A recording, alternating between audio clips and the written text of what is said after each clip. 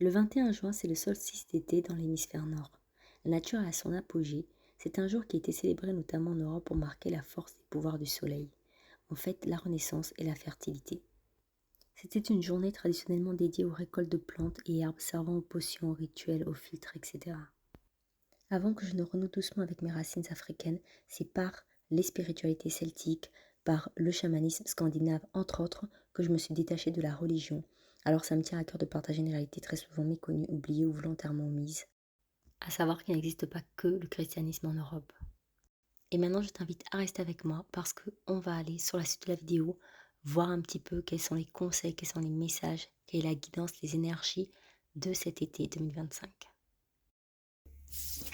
Et donc, la première carte, la carte que j'ai déjà tirée en amont, c'est les paroles de la déesse. Exprimez-vous librement, dites votre vérité.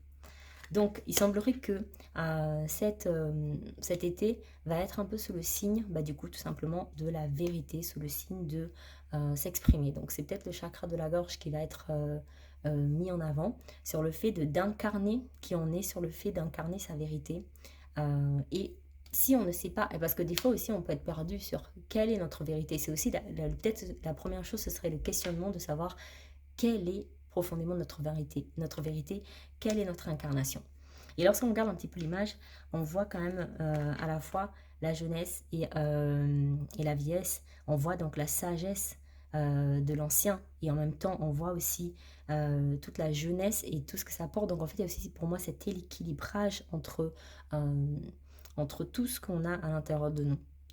Et cet équilibrage entre nos sagesses ancestrales, et c'est là où c'est intéressant parce que cette carte elle sort justement le jour de ce 21 juin qui est quand même important dans l'ancestralité, en tout cas pour l'hémisphère, pour beaucoup de peuples de l'hémisphère nord.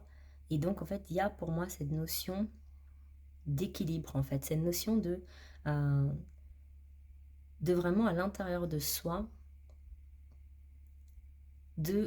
d'harmoniser en fait ces énergies, d'harmoniser ces génies, d'harmoniser vraiment aussi toutes les facettes de nous, à l'intérieur de nous pour cet été. Et en harmonisant tout ça, c'est-à-dire d'aller vraiment, pour harmoniser tout ça, il faut en fait savoir qui on est. Il faut savoir quelle est notre vérité. Il faut savoir quelle place on est venu occuper sur cette terre et quel rôle, quelle partition dans cette grande musique qui est le monde, quelle partition on est venu jouer. Et en faisant ce travail-là, cette recherche-là, ça nous permet d'incarner notre vérité. Au-delà même de la dire avec des mots, c'est carrément de l'incarner. Et là, avec cette image, on voit bien que ces deux personnages-là incarnent qui ils sont, qui elles sont. On va également aller voir un petit peu quel est l'animal, un petit peu quels sont les animaux, ou quel est l'animal qui peut un petit peu incarner la posture pour cet été. La tortue. Avec la tortue directe, la phrase qui me vient, c'est qui va lentement, va sûrement. Donc, il ne sert à rien d'aller dans la précipitation. Il faut prendre le temps de faire les choses pas à pas. Il faut prendre le temps d'avancer vraiment à son rythme.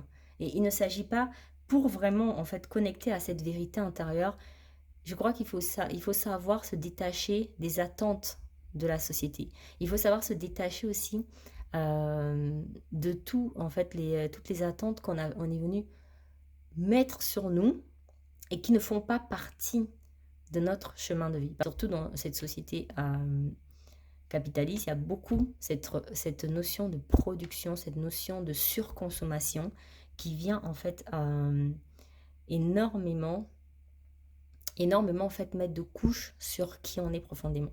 Et donc, il faut aussi prendre le temps d'enlever ces couches-là.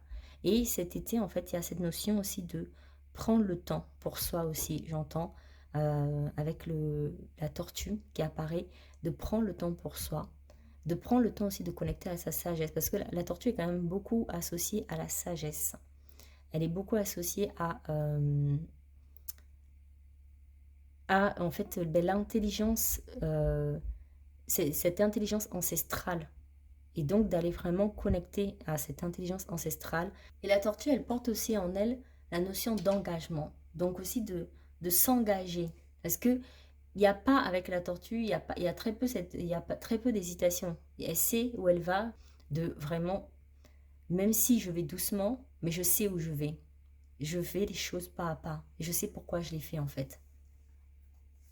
Et ce qui est intéressant, c'est que du coup, ça vient un peu en fait casser, on va dire, le rythme de la société actuelle, qui est un rythme en fait, quand on se met dans ce rythme de métro, boulot, dodo, ben en fait tout va très vite. On n'a pas le temps, les journées passent à une allure folle, on n'a quasiment pas le temps en fait de faire ce qu'on a prévu, ou alors en fait sachant que déjà on prend souvent énormément de temps dans notre travail, et donc on a ensuite tout s'enchaîne très vite, il faut vite manger, il faut vite se préparer pour aller au lit, il faut ensuite, le matin, il faut vite se préparer pour sortir, etc. On n'a jamais le temps. Et donc c'est là où c'est intéressant que la tortue, elle se présente parce que du coup, elle vient en fait venir nous montrer qu'il y a un autre chemin qui est possible. Notamment de se renseigner sur ce qu'on appelle la slow life. Et certes, on ne peut pas toujours appliquer ça à 100% dans notre vie, mais on peut quand même à certains moments, pourquoi pas se donner par exemple des journées où là on pratique le slow life. Si on doit voyager cet été, qu'on est en vacances, bah, au lieu de courir après plein d'activités touristiques, de faire un maximum de choses, et si on faisait moins de choses pendant son voyage, mais qu'on prenait vraiment le temps de les faire bien, on prenait le temps de ressentir nos émotions pendant ces activités-là. Et si on prenait vraiment le temps de s'imprégner en fait de ces souvenirs-là. C'est tout ça que la tortue. C'est vraiment la tortue, notamment avec cette carte, elle est liée à la tortue là, est liée à la posture. Et c'est vraiment cette notion d'aligner sa posture en fait. En alignant sa posture, on va se connecter en fait de manière naturelle à notre nature, à qui nous sommes. Et on va habiter notre corps profondément et en fait incarner profondément notre vérité. Avec cette sagesse-là de la tortue, c'est aussi le discernement. Et donc, le dernier message de la tortue, c'est en assumant ton rythme, en découvrant qu'il est unique. C'est en assumant ton rythme, en découvrant qu'il est unique, que tu incarnes ta destinée. Alors, pour terminer ce tirage, je partage quelques petits messages aussi. Ah ben voilà. Alors, dernier message. De ton sentiment de gratitude naît l'abondance. Donc, cultiver la gratitude aussi durant cet été. La distance entre tes rêves et la réalité s'appelle l'action. Voilà. Donc, mettez en place quand même de l'action, mais en prenant votre temps. Prends un moment pour te connecter et t'éveiller à la confiance d'être. Donc, voilà un petit peu les énergies et les conseils pour débuter cet été. Et je vous dis à très bientôt.